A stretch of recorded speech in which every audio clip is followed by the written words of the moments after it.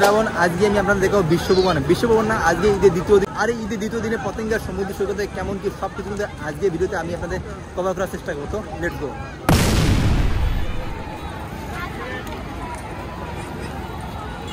আমার মনে হয় এর আগে পতেঙ্গার সমুদ্র সৈকতে এত লোক হয়েছে কিনা আমার ডাউট আছে। তো দেখেন আজকে যে পরিমাণ লোক হয়েছে, আমি আমার লাইভে বা পতেঙ্গার সমুদ্র সৈকতে অসংখ্যবার আসছি, বাট এইবারের মতো এত লোক কিন্তু আমি কখনো দেখিনি। ঈদের দ্বিতীয় দিনে প্রচণ্ড পরিমাণ কিন্তু লোক এখানে গ্যাদার হয়েছে।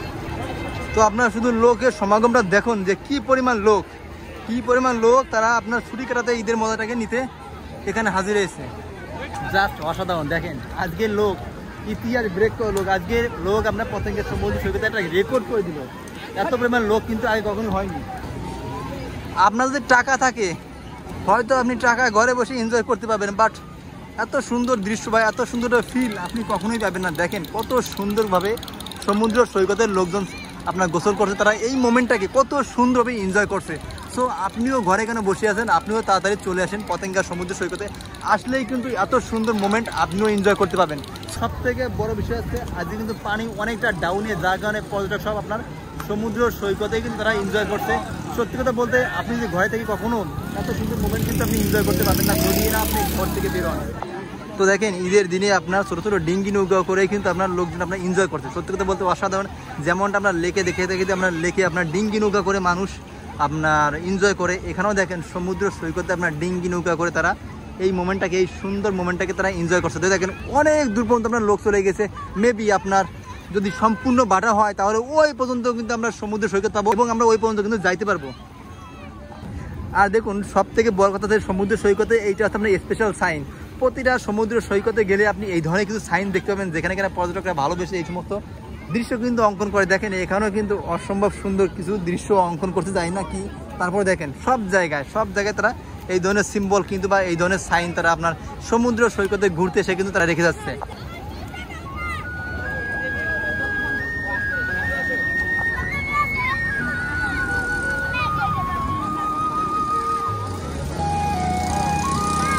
যদি আপনি পতেঙ্গার সমুদ্র সৈকতটাকে খুব সুন্দরভাবে এনজয় করতে চান একদম ফ্রি টাইমে একটা ঠান্ডা মস্তিষ্কে, তাহলে আপনি চলে আসবেন এই পাশে, কারণ এই পাশে অলাজ আপনার লোকজন কম থাকে আর এখানে আপনার বিচটা অনেক সুন্দর। তো আপনি যদি গ্যাদারিং পছন্দ করেন বা বেশি লোকজন পছন্দ করেন তাহলে চলে আসবেন আমার এই পাশে কিন্তু হিউজ পরিমাণ লোক থাকে। ওখানে আপনার যেহেতু আপনার সেন্টার পয়েন্ট, ফ্রি থেকে নেমে কিন্তু লোকজন প্রথমে ওই জায়গায় অ্যাটাক করে এবং ওই জায়গায় থাকে। সো এখানে আপনার গ্যাদারিংটা বেশি। তো আমি এখন ওই পাশটা যাবো যে পাশে আপনার লোকজন সব থেকে বেশি, ওই পাশটা যাবো এবং ওই পাশে কি ইনভায়রনমেন্ট বা ওই পাশের পরিবেশটা কেমন সব কিছু কিন্তু আমি আপনাদের এক এক করে মানে দেখানোর চেষ্টা করবো। জাস্ট আপনার ভিডিওটা কন্টিনিউ করতে থাকুন। চাচা নৌকায় একবার ওঠে কত টাকা বলেন না? যাবো তো রিজার্ভ 500 টাকা, টাকা গেলেও 500 আর 10 জন গেলে 500। বুঝছি 10 দিন তো 10 জন লাগবে। আপনারা ডিঙ্গি নৌকায় ঘুরতে চান তারা কিন্তু টাঙ্গুয়ার হাওড়ের যে ভাইবটা বা টাঙ্গুয়ার হাওড়ের যে আপনার পরিবেশটা সেটা কিন্তু পতেঙ্গা সমুদ্র সৈকতে পাইতে পারেন যদি আপনারা এই সমস্ত ডিঙ্গি নৌকায় ঘোরাফেরা করেন, যেটা আপনার টাঙ্গুয়ার হাওড়ে গেলে আপনি অহরহ পান। তো দেখেন এখানে আপনি যদি রিজার্ভ যান তাহলে 500 টাকা, 10 জনগুলো 500 টাকা, একজনগুলো 500 টাকা। তো আপনার বিষয় আপনি এখানে এসে একজন ঘুরবেন নাকি 10 জন ঘুরবেন সেটা আছে আপনার উপর ডিপেন্ড করবে। যদি আপনার টাকা থাকে তাহলে হয়তো একজন বা দুজন ঘুরলে আপনি বেশি মজা পাবেন, আর যদি 10 জন যান তাহলে হয়তো একটা পরিবেশটা গ্যাদারিং সৃষ্টি হয়, সেক্ষেত্রে আপনার অনেকটা হেজিটেশনে পড়তে হবে।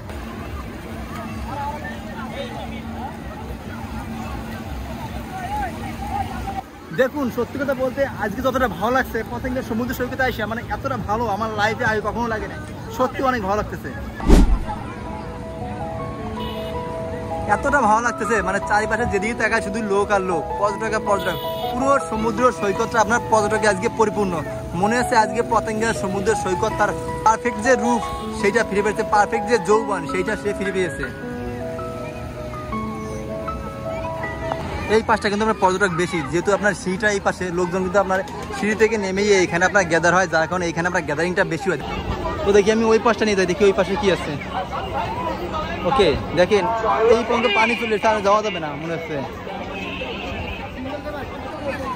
ঘুরি তুমি কার আকাশে ওরম, তার আকাশ কি আমার সে বড়। ভাই কত করে ঘুরি একটা? 220 টাকা। সব কিছু আপনার সিল ঘুড়ি এগুলো ছাড়া আর নাই?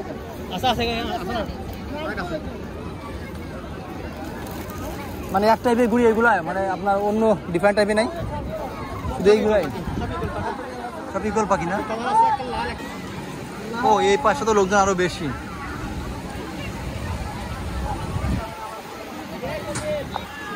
তো আপনি যদি প্রকৃত ট্রাভেলার হয়ে থাকেন, যদি আপনি প্রপারলি আপনার পতেঙ্গা সমুদ্র সৈকতে এনজয় করতে চান, তাহলে আপনার এই সমস্ত অফ ডে বা এই সমস্ত বিশেষ অকেশন বেরিয়ে আপনার পতেঙ্গা সমুদ্রে আসা লাগে। বিশেষ করে আপনার শুক্রবার শনিবার এই দিনগুলো আসবেন না, ঈদের দিন আসবেন না, বা পূজার সময় এই সমস্ত দিনগুলো আপনি আসবেন না। তাহলে দেখবেন এত লোকের ভিড়ে আপনি কিন্তু হারিয়ে দেবেন, বলতে আপনি প্রপারলি আপনি সমুদ্র সৈকত থেকে এনজয় করতে পারবেন না।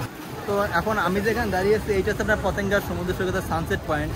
তো দেখেন এই সানসেট পয়েন্টে কিন্তু অসংখ্য লোক আমরা এনজয় করছে, কারণ এইখানে বসে আপনার সানসেটটা সমুদ্র সৈকতে যে সূর্যাস্ত সেটা কিন্তু খুবই ক্লিয়ারলি খুবই সুন্দরভাবে দেখা যায়। সত্যি কথা বলতে আপনি যদি প্রপারলিভাবে সানসেট দেখতে চান তাহলে এখানে জাস্ট বসবেন পাথরের উপর, দেন কিন্তু আপনি সুন্দরভাবে সমুদ্র সৈকতটা এনজয় করতে পারবেন।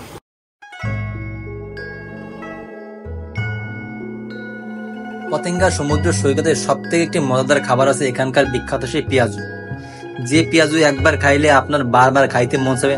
সত্যি কথা বলতে ভাই, এই পতেঙ্গা সমুদ্র সৈকতে এই একটি মাত্র খাবারই আমার সব থেকে ফেভারিট। আর বাদ বাকি আপনি কাঁকড়া বলেন বা চিংড়ি বলেন, এগুলো একদম যাচাই অবস্থা। এগুলো যে কবে মারছে বা কবে কি করছে এইটা কোনো ঠিক ঠিকানা নেই। সো আপনি পতেঙ্গা সমুদ্র সৈকতে আসলে শুধুমাত্র পেঁয়াজু ট্রাই করতে পারেন, এতে আপনার ভালো হবে।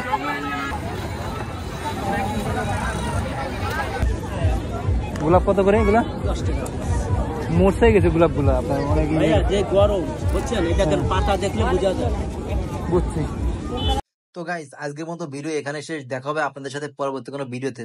সো সেই পর্যন্ত সকলে ভালো থাকুন, সকলে সুস্থ থাকুন।